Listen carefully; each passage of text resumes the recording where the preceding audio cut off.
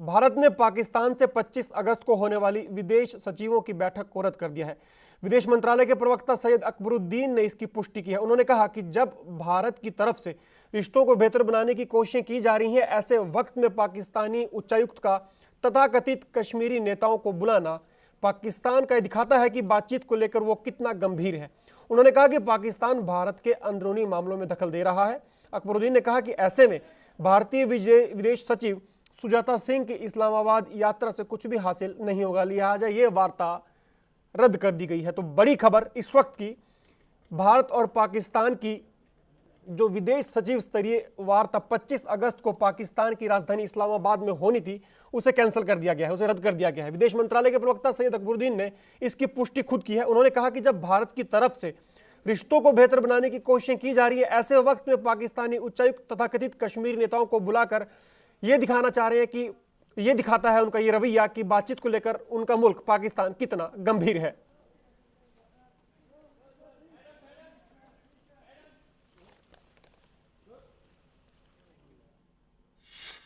At a time when serious initiatives were being undertaken by the Government of India to move bilateral ties forward, including the resumption of a regular dialogue process, the invitation to so-called leaders of the Hurriyat by Pakistan's High Commissioner does indeed raise questions about Pakistan's sincerity and shows that its negative approaches and attempts to interfere in India's internal affairs continue unabated.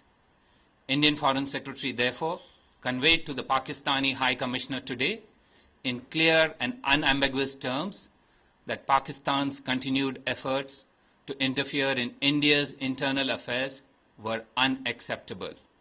It was underlined that the Pakistani High Commissioner's meetings with those so-called leaders of the Hurriyat undermined the constructive diplomatic engagement initiated by Prime Minister Modi in May on his very first day in office. The only path available to Pakistan is to resolve outstanding issues through a peaceful bilateral dialogue within the framework and principles of the Simla Agreement and the Lahore Declaration. Therefore, under the present circumstances, it is felt that no useful purpose will be served by the Foreign Secretary of India going to Islamabad next week. Foreign Secretary Sujata Singh's visit to Islamabad for talks on 25th August stands cancelled. अब की बार क्या ये मजबूरी पड़ी है कि इनने call of किया है, शायद यही बात में मुझे सुनने को मिली है कि बातचीत अब होगी नहीं सेक्रेटरी सतह की। तो बड़ी अफसोस की बात है, इतने बड़े देश को इतना ऐसा नहीं करना चाहिए था। हमने कहा कि हम बातचीत के खिलाफ नहीं है, दोनों मुल्कों को बातचीत करनी चाहिए, दोनों मुल्कों को आगे बढ़ना चाहिए, लेकिन कश्मीर को सरहद खाने में नहीं डालना चाहिए। और इस खबर पर ज़्यादा जानकारी के लिए दिल्ली में मौजूद संवाददाता राहुल शर्मा से बात करते हैं। राहुल, इस बातचीत को रद्द करने को आप किस तरह से लेते हैं? जो आज बातचीत रद्द करने का फैसला सरकार ने लिया है, बहुत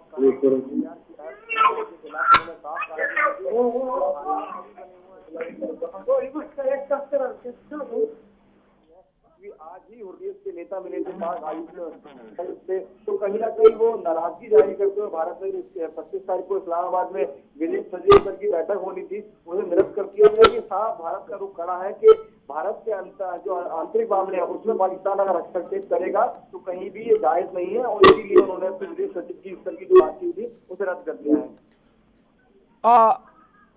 राहुल, आपको नहीं लगता कि अगर भारत ने जिस वक्त पाकिस्तानी उच्चायुक्त ने अलगाववादियों को अप्रोच किया था, अगर भारत उस वक्त ये चेतावनी दे देता कि अगर आप हमारी इजाजत के बिना इन लोगों से मिलते हैं तो बातचीत रद्द हो सकती है, तो शायद यह वार्ता रद्द ना होती?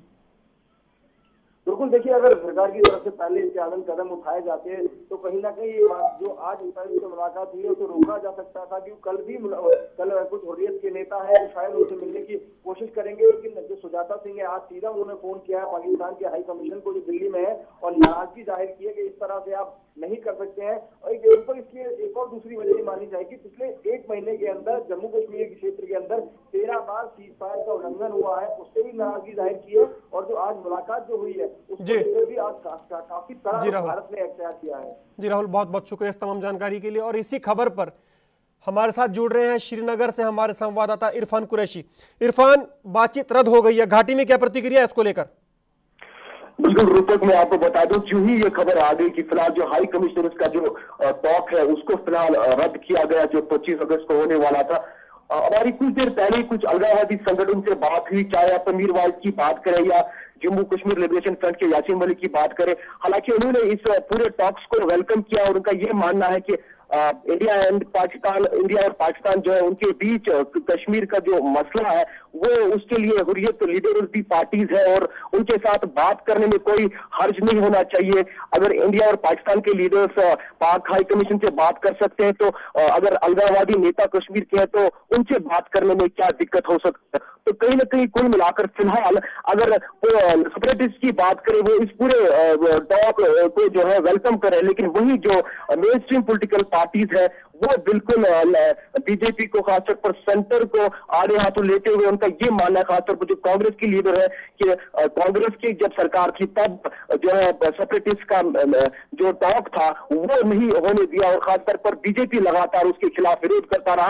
और इस बार अगर बीजेपी की सरकार है तो इस बार किस तरह की अलगाववादियों को जो है खासतौर पर पाक कमिश्नर से मिलने की इजाजत दी जा रही है और उनके साथ बातचीत करने की इजाजत दी रही है। तो कुल मिलाकर फिलहाल सेपरेटिस्ट जो खासतौर पर 3 मुख्य सेपरेटिस्ट है, सईद अली शाह गिलानी, मीरवाइज और यासीन मलिक। हालांकि यासीन मलिक और मीरवाइज दोनों में कंफर्म कर चुके हैं कि वो बातचीत के लिए जाएंगे और हालांकि शबीर शाह जो दूसरे फ्रंट के हैं हुर्रियत कॉन्फ्रेंस जम्मू कश्मीर के, वो दिल्ली पहुंच चुके हैं मुलाकात के लिए और कल जो है हुर्रियत कॉन्फ्रेंस से खासतौर पर मीरवाइज ग्रुप से मीरवाइज पहुंचेंगे और उसके बाद जम्मू कश्मीर लिबरेशन फ्रंट से यासीन मलिक ने भी कंफर्म किया कि वो इस बातचीत में शामिल होंगे।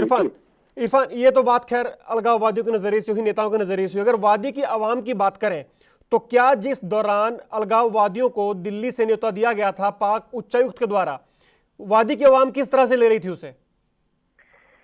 बिल्कुल, देखिए फिलहाल जब से ये बात छिड़ी है कि जो इन्विटेशन आया है अलगाववादी नेताओं को, तो कहीं ना कहीं यहाँ के लोकल जो खासतौर पर लोग हैं उनका ये मानना है कि अगर अलगाववादी नेता यहाँ के पाकिस्तान के साथ बात करते हैं या इंडिया पाकिस्तान के बीच जो बातचीत होती है उसमें शामिल होते हैं तो कहीं ना कहीं उससे शायद कहीं हद तक कश्मीरी लोगों को राहत मिल सकती है, क्योंकि जो कश्मीर में लगातार जो पॉलिटिकल एक टेंशन रहता है वो कहीं ना कहीं काम हो सकता है और शायद सेपरेटिस्ट के साथ मिलकर शायद कोई हल निकल आए, ताकि जो कश्मीर में लगातार जो हालात खराब रहते हैं खासतौर पर अलगाववादियों का जो लगातार विरोध है वो कहीं ना कहीं अगर बातचीत से हल होता है तो वो बिल्कुल एक अच्छी मुहिम होगी। बहुत बहुत शुक्रिया इरफान इस तमाम जानकारी के लिए। तो भारत ने पाकिस्तान से 25 अगस्त को होने वाली विदेश सचिवों की बैठक को रद्द कर दी। ये बैठक इस्लामाबाद में होनी थी और विदेश मंत्रालय के प्रवक्ता सैयद अकबरुद्दीन ने इसकी पुष्टि की है। उनके मुताबिक जब भारत की तरफ से रिश्तों को बेहतर बनाने की कोशिश की जा रही है, ऐसे वक्त में पाकिस्तानी उच्चायुक्त का कश्मीरी अलगाववादी नेताओं को बुलाना यह दिखाता है कि पाकिस्तान बातचीत को लेकर भारत के साथ कितना गंभीर है।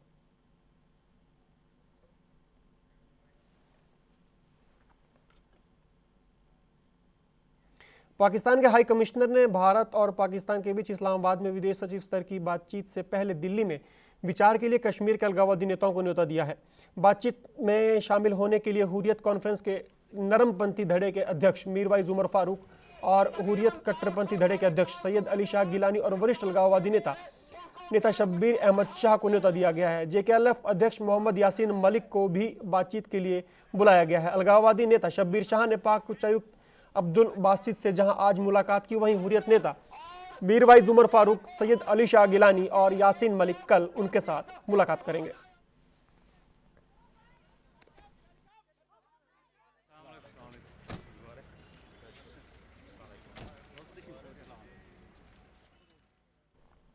खबरों की दुनिया में आइए, हमारे साथ कहीं भी और कभी भी जुड़िए। हम मिलेंगे फेसबुक पर, हम दिखेंगे यूट्यूब पर, हमें फॉलो कीजिए ट्विटर पर। खबरों के साथ बने रहिए रात दिन।